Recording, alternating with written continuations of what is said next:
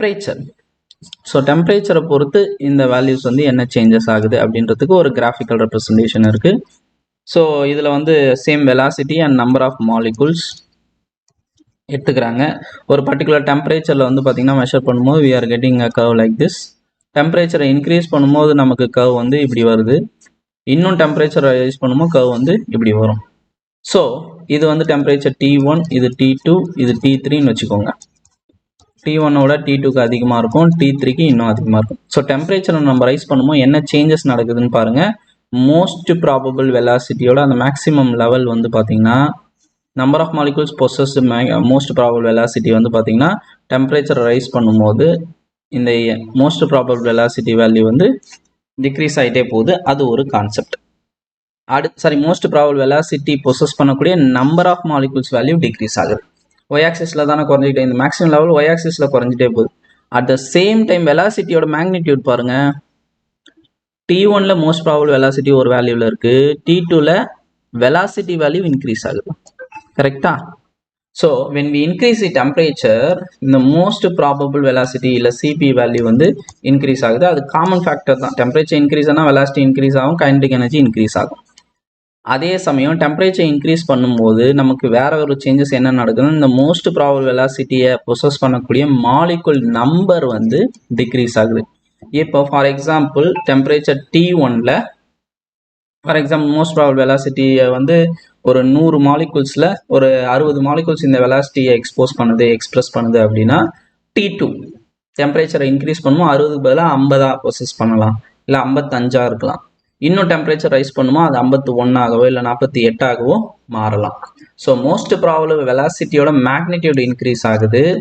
Most probable வெலாசிட்டியை possess பண்ணக்கூடிய exhibit பண்ணக்கூடிய நம்பர் ஆஃப் மாலிகுல்ஸோட எண்ணிக்கை குறையுது.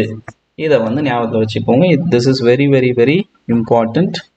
So at the same time இதில் ஒரு சில இன்ஃபர்மேஷன்ஸ்லாம் நம்ம வந்து பார்த்திங்கன்னா பார்க்கலாம். இதில் அடிஷ்னலாக என்ன இன்ஃபர்மேஷன் பார்க்கலாம் அப்படின்னா நீங்கள் பாருங்கள், இந்த ஒரு மேக்ஸிமம் கர்வ் எடுக்கிறோம், ஒரே ஒரு கர்வ் மட்டும் சிங்கிளாக நான் எடுக்கிறேன்னு வச்சுக்கோங்க. அட் அ பர்டிகுலர் டெம்பரேச்சர் இந்த இடத்துலையும் ஆட்களோட எண்ணிக்கை குறைவாக இருக்குது. இந்த இடத்துலையும் ஒய் ஆக்சிஸில் பாருங்கள் வெலாசிட்டி வேல்யூ, அதாவது ரொம்ப கம்மியாக இருக்கக்கூடிய வெலாசிட்டி இருக்கிற நம்பர் ஆஃப் மாலிகுல்ஸோட எண்ணிக்கையும் அதிக வெலாசிட்டி இருக்கக்கூடிய நம்பர் ஆஃப் மாலிகுல்ஸ் எண்ணிக்கையும் கொஞ்சம் கம்மியாக தான் இருக்குது. ஒய் ஆக்சிஸில் இந்த வேல்யூக்குள்ளேயே தான் நிற்குது. இதுவே இந்த ரீஜியன் பாருங்கள், இந்த பர்டிகுலர் ஆவரேஜ் வெலாசிட்டி அந்த மோஸ்ட் ப்ராபபிள் வெலாசிட்டி இல்லை ஆவரேஜ் வெலாசிட்டி இல்லை ரூட் மீன் ஸ்கொயர் வெலாசிட்டி இருக்கக்கூடிய ஆட்களோட எண்ணிக்கை அதிகமாக தான் இருக்குது, மேலேயே இருக்குது. ஸோ இதுலேருந்து என்ன சொல்லுவோம்னா, இப்போ ஒரு நம்மளே வந்து ஒரு கிளாஸ் எடுத்தோம்னு வச்சுக்கோங்க. அந்த கிளாஸில் வந்து பிலோ ஆவரேஜ் ஸ்டூடெண்ட்ஸ் கம்மியாக இருப்பாங்க, அபோவ் ஆவரேஜ் ஸ்டூடெண்ட்ஸும் எண்ணிக்கை கம்மியாக தான் இருப்பாங்க, ஆவரேஜ் ஸ்டூடெண்ட்ஸ் தான் நிறைய பேர் இருக்காங்க.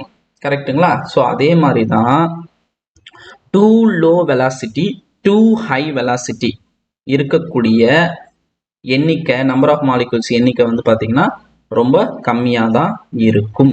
அது ஒரு பாயிண்ட். அதே சமயம் ஒவ்வொரு டெம்பரேச்சர்லையும் சர்டைன் மேக்ஸிமம் பாயிண்ட் இருக்குது, மேக்ஸிமம் டெம்பரேச்சர் இருக்குது, தட் இஸ் மேக்ஸிமம் வெலாசிட்டி இருக்குது, that is most probable velocity. அதே மாதிரி மோஸ்ட் ப்ராபபிள் வெலாசிட்டிக்கு என்ன டெஃபினேஷன் கொடுக்கலாம்? The velocity possessed by maximum number of molecules அப்படின்னு நாம சொல்லலாம். ஸோ இந்த velocity possessed by maximum number of molecules எதை டிபெண்ட் பண்ணி இருக்கும் அப்படின்னு வந்து பார்த்தீங்கன்னா வால்யூமை டிபெண்ட் பண்ணி இருக்கும். இது one of the direct question. Temperature depend பண்ணியிருக்கும், அது okay. At a given temperature, இப்போ டெம்பரேச்சர் நம்ம 25 டிகிரி செல்சியஸ் ஃபிக்ஸ் பண்ணிடுறோம். ஃபிக்ஸ் பண்ணிவிட்டு நீங்கள் வால்யூம் வந்து பார்த்தீங்கன்னா சேஞ்ச் பண்ணிங்கன்னா மோஸ்ட் ப்ராபபிள் வெலாசிட்டியும் கண்டிப்பாக சேஞ்ச் ஆகும்.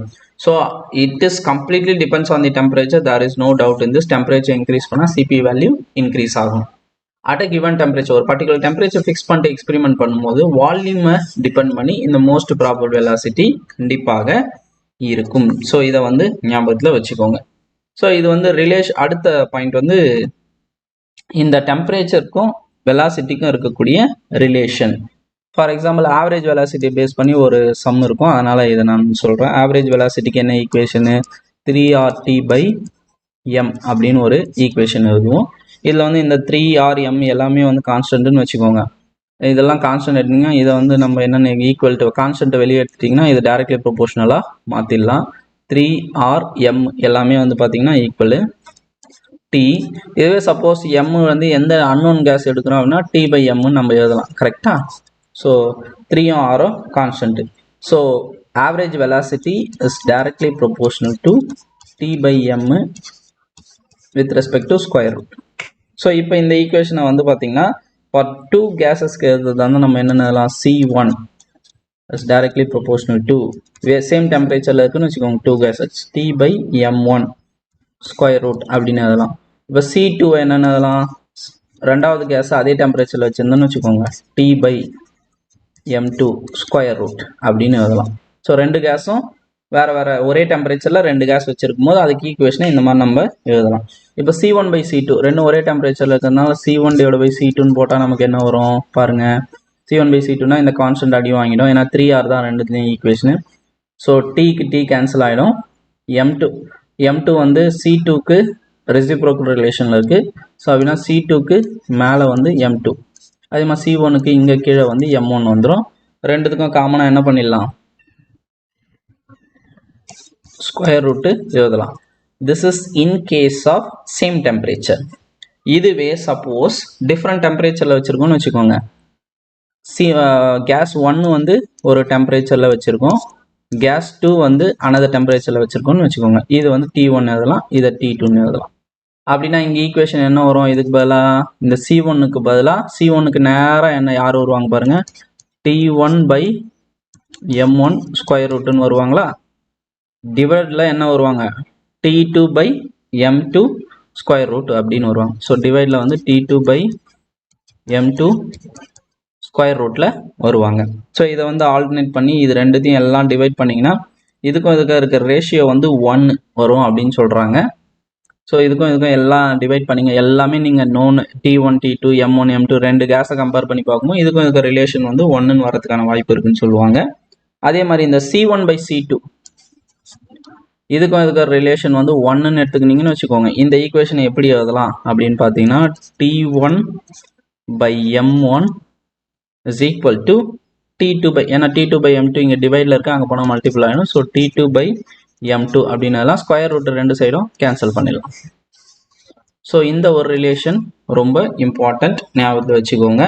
ஸோ ஒரு பர்டிகுலர் கேஸுக்கு ஒரு ரெண்டு கேஸ் எடுத்துகிட்டு அந்த ரெண்டு கேஸை வந்து 2 டிஃப்ரெண்ட் டெம்பரேச்சரில் வச்சுட்டு ஒன்றுத்துக்கு மாஸ் தெரியும் இன்னொன்றுக்கு மாஸ் தெரியாது அப்படின்னா நம்ம மோலார் மாஸ் தெரியாதுன்னா இந்த ஈக்குவேஷனை யூஸ் பண்ணி கால்குலேட் பண்ணலாம். ஸோ இந்த மாதிரி வந்து பார்த்தீங்கன்னா relationship between temperature and average velocity base பண்ணி இந்த சிம்பிள் ஈக்குவேஷன் தெரிஞ்சு வச்சுக்கோங்க.